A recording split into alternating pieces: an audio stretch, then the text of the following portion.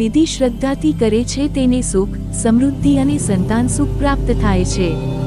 દેવઉઠી 11ના દિવસે કરવાના કામ: વહેલી સવારે ઉઠીને સ્નાન કરીને શુદ્ધ વસ્ત્ર પહેરવા, ઘરમાં ભગવાન વિષ્ણુ અને તુલસીજીની પૂજા કરવી, શંખ, ચક્ર અને ગદા સાથે વિષ્ણુજીની પ્રતિમા અથવા તસવીરની આરાધના કરવી, તુલસીના છોડની આજુબાજુ દીવા પ્રગટાવી ઓમ નમો ભગવતે વાસુદેવાય મંત્રનો જાપ કરવો, ઉપવાસ રાખવો અને સાંજે આરતી પછી ફળાહાર લેવું। માન્યતાઓ અને લાભ: દેવઉઠી 11ના દિવસે ઉપવાસ રાખવાથી સર્વ પાપોનો નાશ થાય છે, મનની ઈચ્છાઓ પૂર્ણ થાય છે અને મુક્તિનો માર્ગ સુગમ બને છે।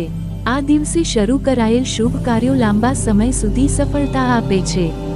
તુલસી વિવાહ કરનાર દંપતીના જીવનમાં સૌભાગ્ય અને પ્રેમ વધે છે।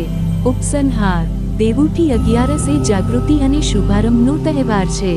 ભગવાન વિષ્ણુના જાગવાથી સમગ્ર વિશ્વમાં આનંદની લહેર ફેલાય છે અને મનુષ્ય જીવનમાં નવા ઉમંગ અને આશાનો ઉદય થાય છે।